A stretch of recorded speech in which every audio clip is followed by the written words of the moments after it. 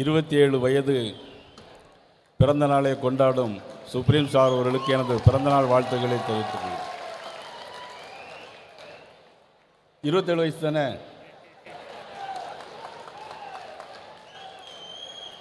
எண்ணத்தாலும் செயலாலும் இன்னைக்கும் 27 வயசு தான், என்றைக்கும் இதே 27 வயது தான். அன்பு நண்பர் சுந்தர் அவர்களே, அதுக்கு முன்னால் ஒரு விஷயம், இந்த மேடை எவ்வளோ அழகாக இருக்குது பார்த்தீங்களா?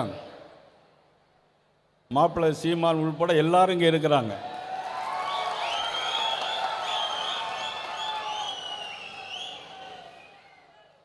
ஒரு 2 மாதத்துக்கு முன்னால் இந்த மேடை இதே மாதிரி இருந்தால் நிலைமை என்ன இருக்கும் தமிழ்நாடு?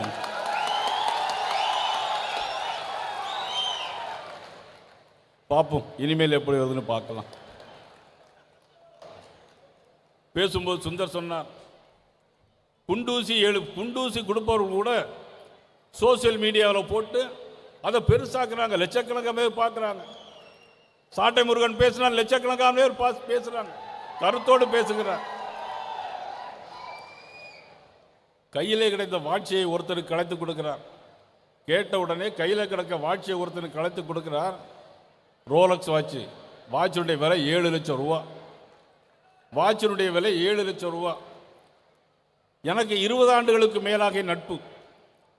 அரசியலில் அதிமுக அமைச்சராக இருந்த காலத்திலும் சரி, அதன் பிறகு அவர் எதிர்கட்சியிலே இருந்த போதும் சரி, இரண்டையும் சமமாகவே பார்க்கக்கூடியவர், இரண்டையும் சமமாகவே பார்க்கக்கூடியவர். அதனாலே தான் அவர் சமத்துவ நாயகன். அதனாலே தான் அவர் சமத்துவ நாயகன். டிவியிலே பார்த்தோம், ஒரு ரசிகருடைய மகள், அவளையும் படிக்க வைத்து இன்றும் அவங்களோட கூட வேலை பார்க்கின்ற அளவிற்கு உதவிகளை செய்தவர். இது 1, 2 அல்ல, பல 100களை தாண்டி இருக்கிறது. ஆனால் சில பேர்கள் இன்றைக்கு எடுத்த எடுப்பிலேயே முதலமைச்சராக வந்து விடுகிறார்கள். ஆனால் முதலமைச்சருடைய முழு தகுதியும் இன்றைக்கு அண்ணன் சரத்குமார் அவர்களுக்கு இருக்கிறது. நான் ஏதோ பிளாட்டரிங்காக நான் பேசவில்லை. ஆனால் சமயத்தில் இறைவன் சில நேரத்தில் யாரை வைக்க வேண்டுமோ வைக்கக்கூடாத இடத்தில் சில பேரை வைத்து விடுவார்கள். அதற்கான காலகட்டம் இப்பொழுது கலிகாலம் இது நடைபெற்றுக் கொண்டிருக்கிறது. ஆனால் இந்த நாட்டிற்காக, தமிழுக்காக, தமிழ் ஈழத்திற்காக செந்தமிழ் சீமான் பேசிய வார்த்தைகள் எல்லாம் எத்தனை ஆயிரம் இந்த மேடையில் இருக்கிறார். தமிழர்கள் உணர்ந்திருக்கிறார்களா? இந்த தமிழினத்திற்காக, தமிழ் தேசியத்திற்காக, இந்திய தேசியத்திற்காக பாரத பிரதமர் எத்தனையோ காரியங்களை செய்து கொண்டிருக்கிறார்கள். ஆனால் இன்றைக்கு இந்திரா காங்கிரஸ் என்ற ஒரு காங்கிரஸ், உண்மையிலே அது காங்கிரஸ் கட்சியா? அதுக்கு உண்மையான காங்கிரஸ் கட்சி அல்ல. 1969ஆம் ஆண்டு பெருந்தலைவர் காமராஜர், நிஜலிங்கப்பா, அதிலிருந்து மொரார்ஜி தேசாய் போன்ற வெளிவந்த பிறகு ஏற்பட்ட காங்கிரஸ், இந்திரா காந்தி அம்மையாருடைய தலைமையிலே வந்த காங்கிரஸ். ஆனால் இந்திரா காந்தி அம்மையார் தலைமையில் வந்த காங்கிரஸ் என்ன தெரியுமா செய்தது? கன்னியாகுமரிக்கு ரயில் இணைப்பு பாதையிலே அந்த விழா நடைபெறுகிறது.